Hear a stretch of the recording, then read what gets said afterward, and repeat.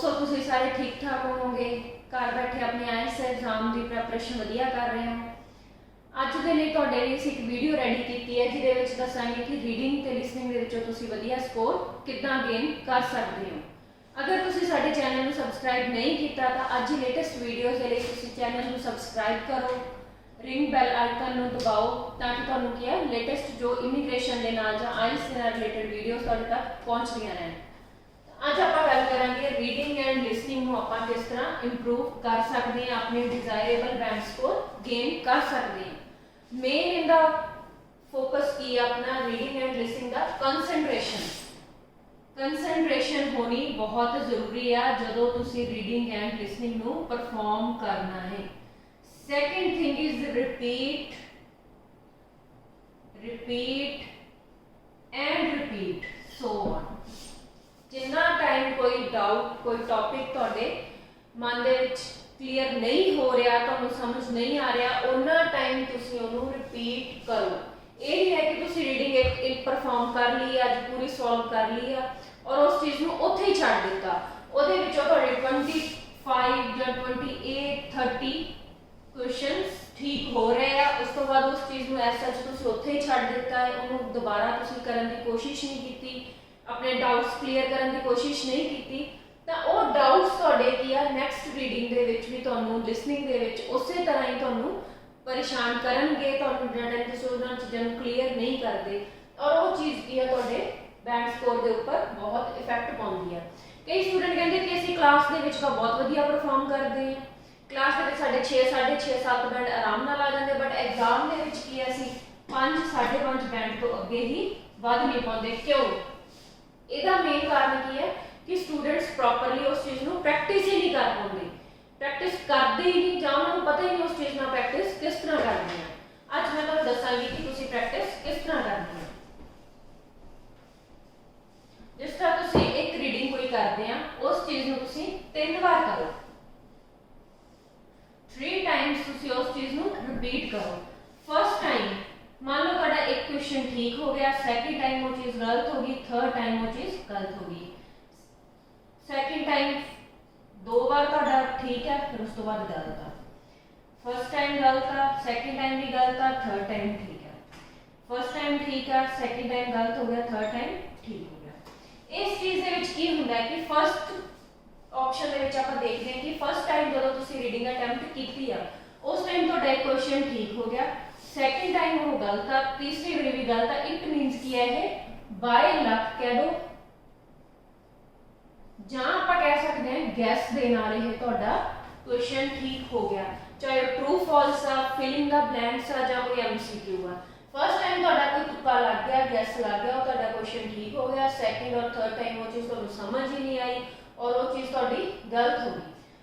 Same ਆਪਾਂ ਮੰਨ ਲਿਆ ਕਿ ਅਗਰ ਤੁਹਾਡਾ ਪਹਿਲੀ ਵਾਰੀ ਠੀਕ ਆ, ਦੂਸਰੀ ਵਾਰੀ ਠੀਕ ਆ ਜਾਂ ਤੀਸਰੀ ਵੀ ਉਹ ਚੀਜ਼ ਆ ਕੇ ਤੁਹਾਡੀ ਗਲਤ ਹੁੰਦੀ ਆ, ਤਾਂ ਉਸ ਚੀਜ਼ ਨੂੰ ਆਪਾਂ ਕਹਿ ਸਕਦੇ ਹਾਂ ਕਿ ਬਾय ਮਿਸਟੇਕ ਕਹਿ ਦੋ ਜਾਂ ਤੁਹਾਨੂੰ ਕੀ ਸਮਝਣ 'ਚ ਕੋਈ ਪ੍ਰੋਬਲਮ ਲੱਗ ਗਈ ਆ, ਤਾਂ ਇਸ ਦੇ ਵਿੱਚ ਕੀ ਆ 30% ਚਾਂਸ ਹੈ ਕਿ ਤੁਸੀਂ ਗਲਤੀ ਨਾਲ ਜਾਂ ਕਿਸੇ ਤਰ੍ਹਾਂ ਉਸ ਚੀਜ਼ ਨੂੰ ਤੁਸੀਂ ਗਲਤ ਪਰਸੀਵ ਕਰ ਲਿਆ, ਤਾਂ ਤੁਹਾਡਾ ਉਹ ਕੁਐਸਚਨ ਗਲਤ ਹੋ ਗਿਆ।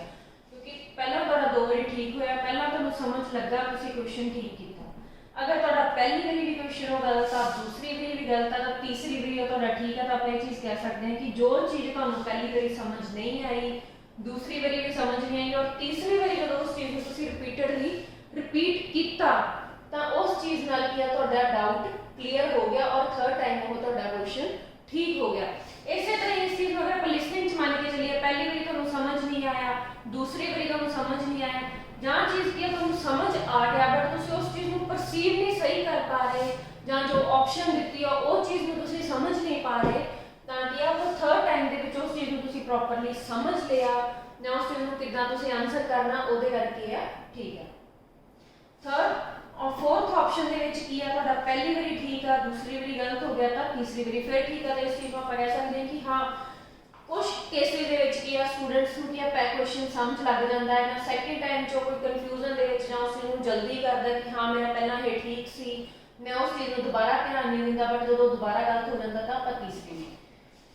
ਲਾਸਟ ਤੇ ਆਪਾਂ ਕਹਿ ਸਕਦੇ ਹਾਂ ਕਿ ਤੁਹਾਡਾ फर्स्ट टाइम भी ठीक है, सैकेंड टाइम भी ठीक है, थर्ड टाइम इट मीनस कि ਜਿਹੜਾ क्वेश्चन ਆ 100% ਤੁਹਾਨੂੰ ਕਲੀਅਰ ਆ, ਉਸ ਚੀਜ਼ ਦੇ ਰਿਗਾਰਡਿੰਗ ਤੁਹਾਨੂੰ ਕੋਈ ਡਾਊਟ ਨਹੀਂ।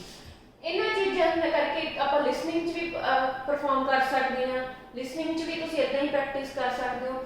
ਇਸ ਚੀਜ਼ ਦੇ ਨਾਲ ਕੀ ਹੋਊਗਾ, ਜਿਹੜੀ ਤੁਹਾਡੀ ਕੀ ਆ ਰੀਡਿੰਗ ਦੀ ਪ੍ਰੈਕਟਿਸ ਹੋਊਗੀ ਉਹ ਤੁਹਾਡਾ ਸਕੋਰ ਇਨਕਰੀਜ਼ ਕਰ ਦੂਗੀ। ਇਸ ਚੀਜ਼ ਨਾਲ ਕੀ ਆਪਣੀ ਅੰਡਰਸਟੈਂਡਿੰਗ ਇੰਪਰੂਵ ਹੋ ਜੂਗੀ।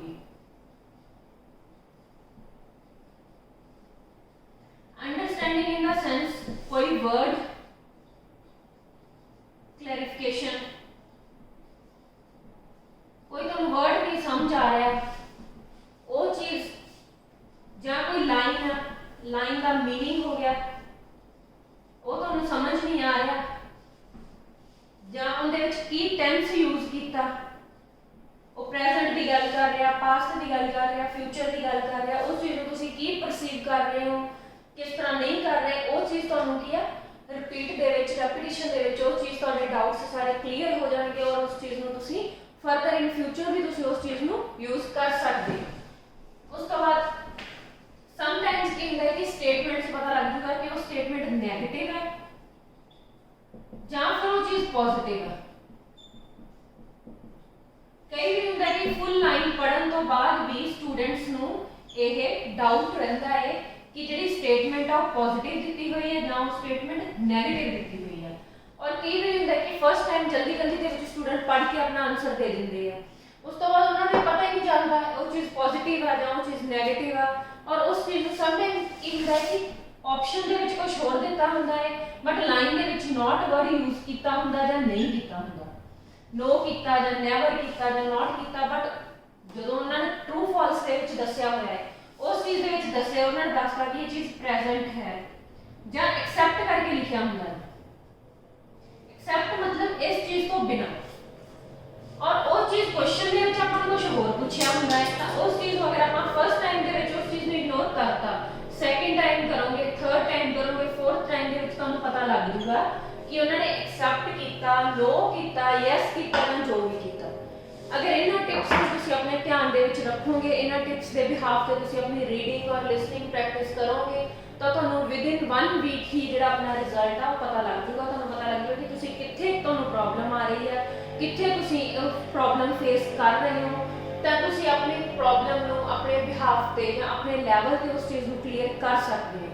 थैंक यू, होप सो ये वीडियो तुहाडे काम आऊगी और तुसी अपनी रीडिंग एंड लिसनिंग इन्हां टिप्स के थ्रू इंप्रूव कर सकते हो। Thank you.